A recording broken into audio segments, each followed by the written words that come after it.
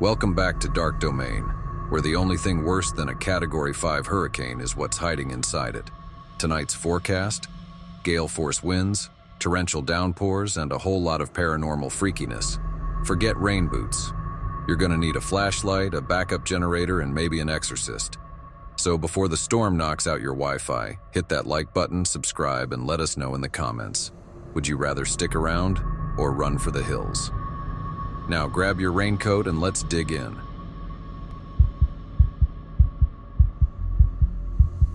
The eye of the storm. We thought we had seen the worst of it. When Hurricane Gabriel made landfall, everyone was talking about how it was the storm of the century.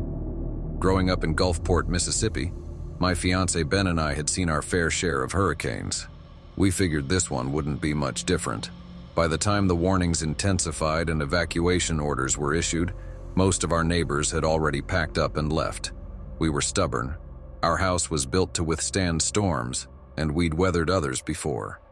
We spent the whole day preparing, boarding up the windows, securing everything outside, and making sure the generator was ready. The pantry was stocked with water and food, and the only thing left to do was wait. The winds picked up fast.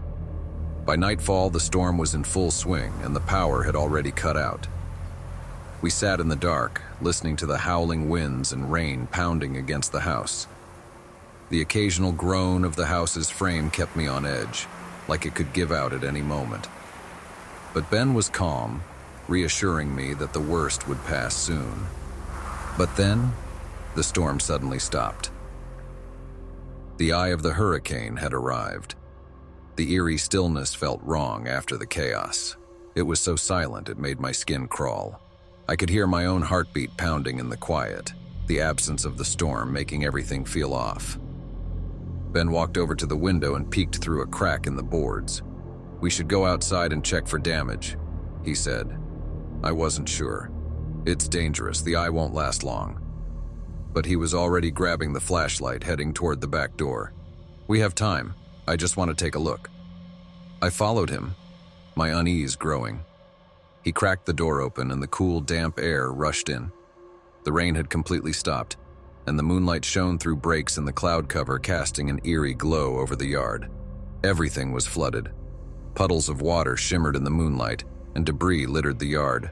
Branches, pieces of fence, trash from who knows where. But as I stepped out, something else caught my eye. At the far edge of the yard, where the water pooled near the tree line, a figure stood in the shadows. It was tall, thin, and its posture was off.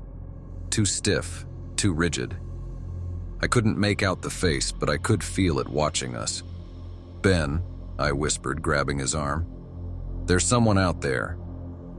He turned the flashlight toward the figure, but the moment the beam hit it, my stomach lurched.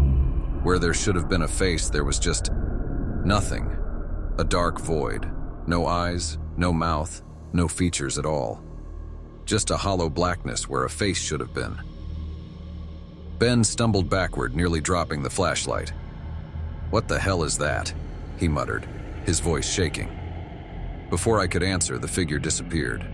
One moment it was there, and the next it was gone, like it had been swallowed by the darkness. Ben didn't wait to find out what it was. He slammed the door shut and locked it, backing away as if that would somehow protect us from whatever we had just seen. "We have to call someone," I said, my voice barely above a whisper. "We have to—" A sound cut me off. It was soft at first, almost like raindrops against the window. But it wasn't rain.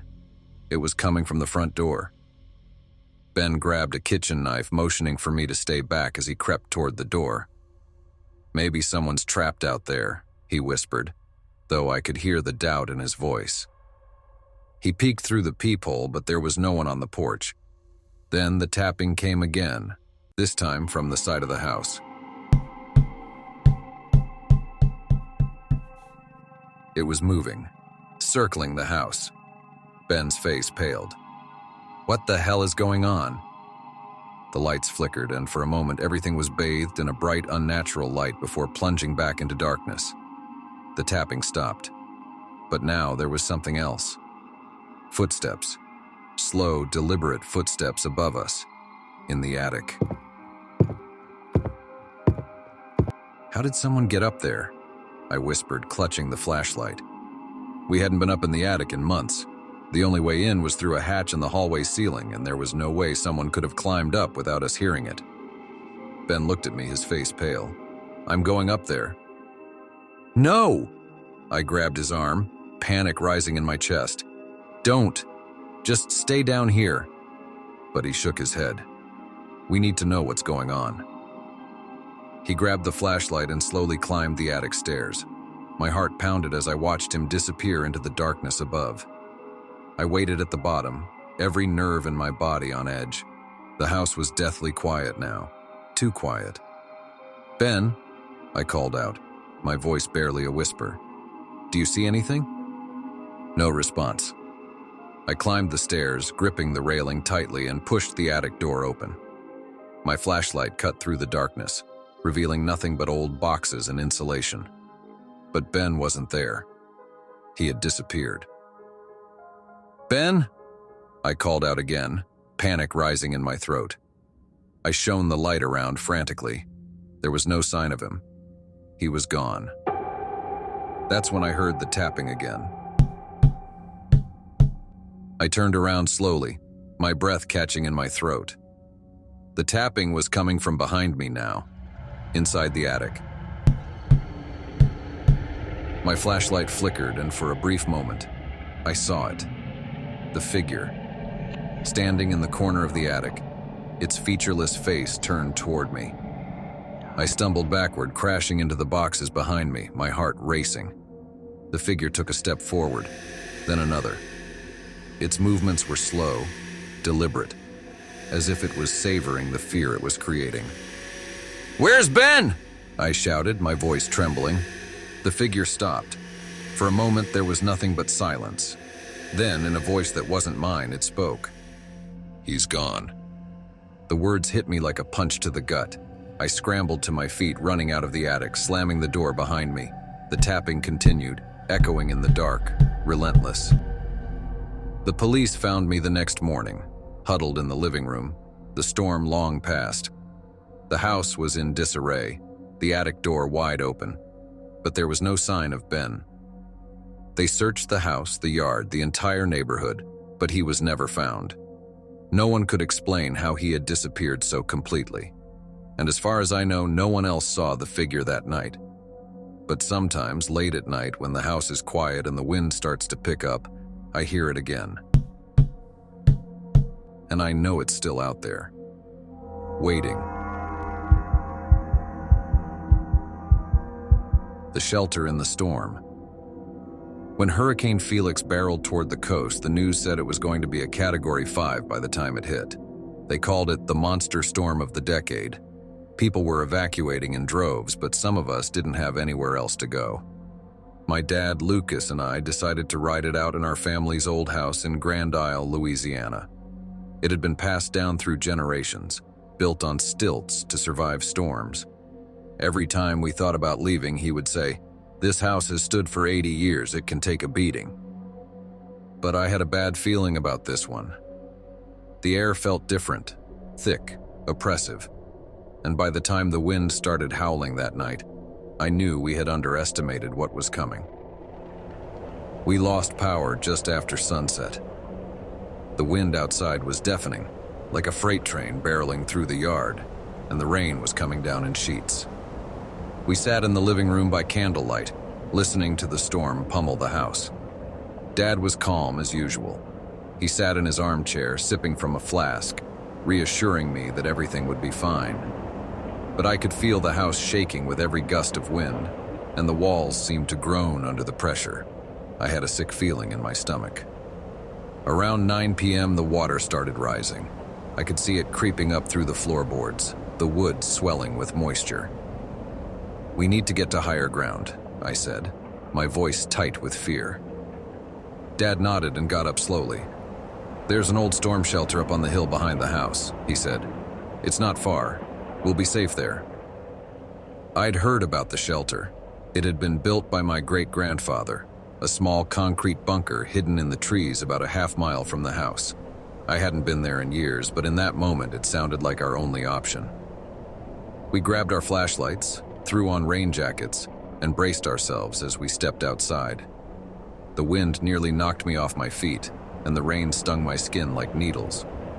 The water had already flooded most of the yard, rising almost to my knees, and the trees whipped violently in the wind.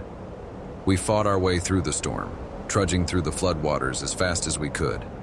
Lightning flashed overhead, illuminating the path up the hill. The storm shelter was barely visible in the distance, a small, squat structure tucked among the trees. By the time we reached it, I was drenched and shivering. Dad fumbled with the key to the heavy metal door, his hands shaking from the cold. But finally, the door creaked open, and we slipped inside. The shelter was dark and damp, with only the dim beam of our flashlights to guide us. It smelled musty, like it hadn't been used in years. There were shelves along the walls, stocked with old, forgotten supplies. Canned food, bottled water, blankets. It was cramped, but it felt safe, at least compared to what was raging outside. Dad shut the door behind us, locking out the storm. The wind howled outside, but in the shelter, it was eerily quiet. We sat on the floor, catching our breath, the only sound the occasional rumble of thunder. Dad leaned back against the wall, closing his eyes. "We'll wait it out here," he said, his voice calm. "Everything's going to be fine." But as the minutes dragged on, something felt off. It wasn't just the storm. It was the shelter itself. The air inside felt thick, like it was pressing down on me, and it had gotten colder, much colder than it should have. I could see my breath fogging in front of me. I looked over at Dad, who had his eyes closed, and that's when I noticed it. There were scratches on the walls, deep, jagged marks like someone had clawed at the concrete with their bare hands. "Dad," I whispered, my voice shaking. "Look at this." He opened his eyes and his face paled when he saw the scratches. "That's strange," he muttered, standing up to examine them. "I don't remember these being here." I stood up too, running my hand over the marks. They were old, worn into the concrete, but there was something unsettling about them, like whoever had made them had been desperate to get out. And then we heard it. A soft scraping sound coming from the back of the shelter. I froze.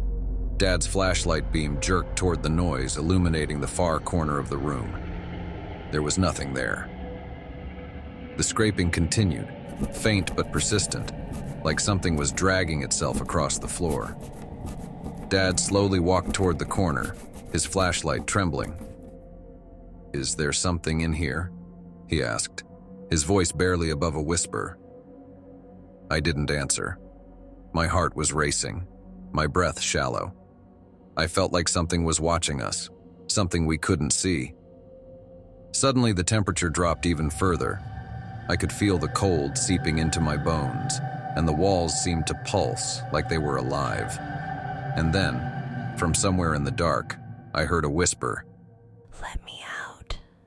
My stomach twisted in fear. The voice was faint, barely audible over the storm outside, but it was there. I wasn't imagining it. "Did you hear that?" I whispered, my voice shaking. Dad nodded, his face pale. "We need to go." We turned to the door, but just as Dad reached for the handle, something slammed against the metal from the outside. The entire door shook, the sound reverberating through the small space. We both stumbled back, our flashlights flickering. The scraping sound grew louder, more frantic, like something was trying to get in or out. I backed away, my mind racing. "Who's out there?" Dad called, his voice breaking. Another slam. And then the whisper came again, louder this time, echoing through the shelter. "Let me out." Dad grabbed my arm, pulling me toward the door. "We have to leave," he said, his voice panicked. But as we reached the door, it slammed open with a deafening crash. And for a moment, I couldn't see anything. But then I saw it. Standing in the doorway was a figure, a shadowy, emaciated shape, its eyes hollow and dark, its mouth twisted in a grimace of agony. It reached for us. We ran. The storm raged around us as we stumbled back down the hill, the wind and rain blinding us. I could still hear the whisper in my head, repeating over and over. Let me out, let me out. By the time we reached the house, the water had risen even higher, and the wind was nearly tearing the boards off the windows. We barricaded ourselves inside, barely able to breathe. I never spoke of what we saw that night. We told ourselves it was just the storm playing tricks on us, that the shelter had been empty all along. But deep down, I knew better. Whatever was in that shelter was real, and it wasn't gone. It was just waiting.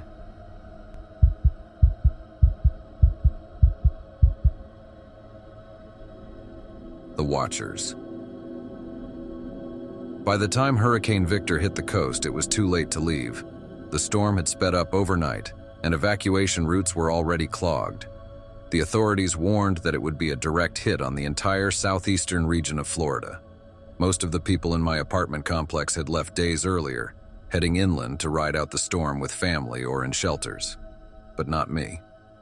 I stayed behind. It wasn't because I thought I could handle it. No, I knew it was going to be bad. The truth was, I didn't care. Allie, my girlfriend, had left me 2 days before, and the thought of evacuating alone only made the sense of loss worse, so I stayed. Maybe I just didn't want to run away from one more thing. The winds began around midnight, rattling the windows of my third-floor apartment. I had taped them up, barricaded everything as best I could, but I could feel the building groaning under the pressure. The lights flickered for hours, and then around 3 a.m. the power went out completely. It was just me, the sound of the storm, and my battery-powered lantern casting long shadows across the room. I lay on the couch, staring up at the ceiling, listening to the relentless pounding of the wind and rain. I'd never felt so alone. The storm was a constant roar, like the world was being torn apart outside, and I was the last person left alive to witness it. But then, just as I started to drift off, there was a knock. At first, I thought it was the storm, some branch or debris hitting the side of the building. But then it came again. 3 knocks, slow, deliberate, coming from the front door. I sat up, my heart pounding in my chest. It didn't make sense. The streets were flooded, and no one in their right mind would be out there in the middle of a hurricane. I waited, holding my breath, thinking maybe it was just a loose shutter or something banging in the wind. But the knock came again. I stood up, grabbing my flashlight. The apartment was cold, the wind howling outside, and the floorboards creaked under my feet as I made my way toward the door. Every nerve in my body was screaming at me not to open it, but I couldn't just ignore it either. What if someone was in trouble? I peeked through the peephole, my pulse hammering in my ears. No one was there. I stared through the peephole for a long time, scanning the dark hallway outside. The emergency lights were on, casting a dull orange glow, but there was no sign of movement. The hallway was empty. Maybe I had imagined it. Maybe the storm had gotten to me, rattled me enough to start hearing things. I turned to go back to the couch, but then... My heart nearly stopped. The knocks came again, louder this time. But when I looked through the peephole again, the hallway was still empty. I didn't sleep that night. The knocking stopped eventually, but the fear didn't. I stayed awake, sitting on the couch, flashlight in hand, waiting for it to come again. It never did. The wind outside howled like a beast, rattling the windows, shaking the building, but the door remained silent. By the time the storm began to let up in the morning, I had convinced myself that it had been in my head. Stress, exhaustion, the storm. It had to be some combination of those things. I hadn't seen anyone else in the building for days, and with the power out, everything felt more oppressive. Isolation does strange things to people. Still, I couldn't shake the uneasy feeling, so I decided to check the building. The hallways were eerily quiet, lit only by the dim emergency lights. Water was leaking through cracks in the ceiling, forming small puddles on the floor, and the air was thick with humidity. I walked past apartment after apartment, but the place felt completely abandoned. No sounds of generators, no movement. Nothing. Just the dull hum of the emergency lights and the distant sound of the wind outside. Then, as I rounded the corner toward the stairwell, I saw something that made my skin crawl. Scrawled on the wall in thick, muddy letters were the words, "We're watching." The letters were smeared, like they had been written hastily with someone's fingers. I stepped closer, my flashlight trembling in my hand. The words dripped slowly down the wall, mixing with the water from the ceiling. I looked around trying to figure out who could have written it, but the hall was empty. I was alone. I couldn't stay in that building any longer. Something wasn't right. The isolation, the knocking, the message. It felt like the walls were closing in on me.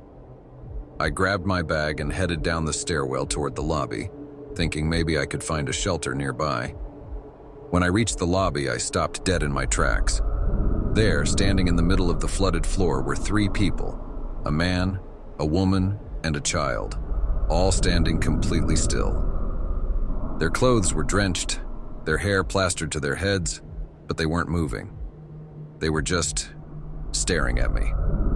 I opened my mouth to ask them who they were, but before I could speak, the man raised his hand and knocked on the air 3 times.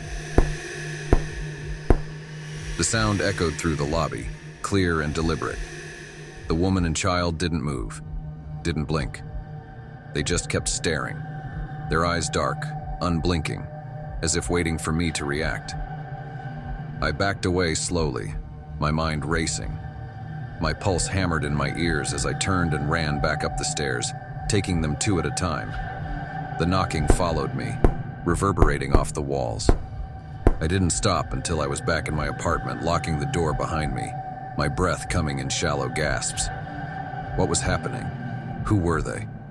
I sat on the floor, my back against the door, trying to steady my breathing, and then I heard it again.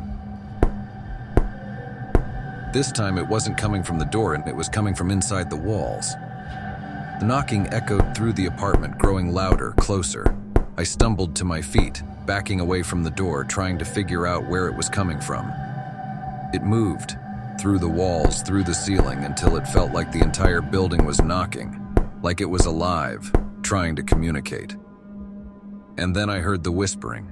Faint, barely audible at first, but it grew louder as I listened. Voices overlapping, chanting the same thing over and over. We're watching, we're watching, we're watching, we're watching. I backed into the corner of the room, my heart pounding in my chest.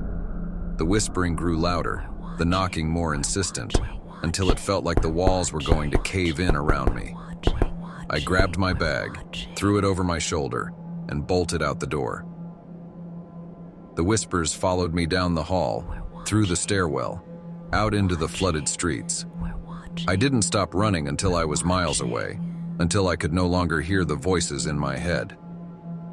I never went back to that apartment. When the storm passed and I checked the news, I learned that most of the building had been empty long before the hurricane. Condemned, forgotten. No one was supposed to be there at all.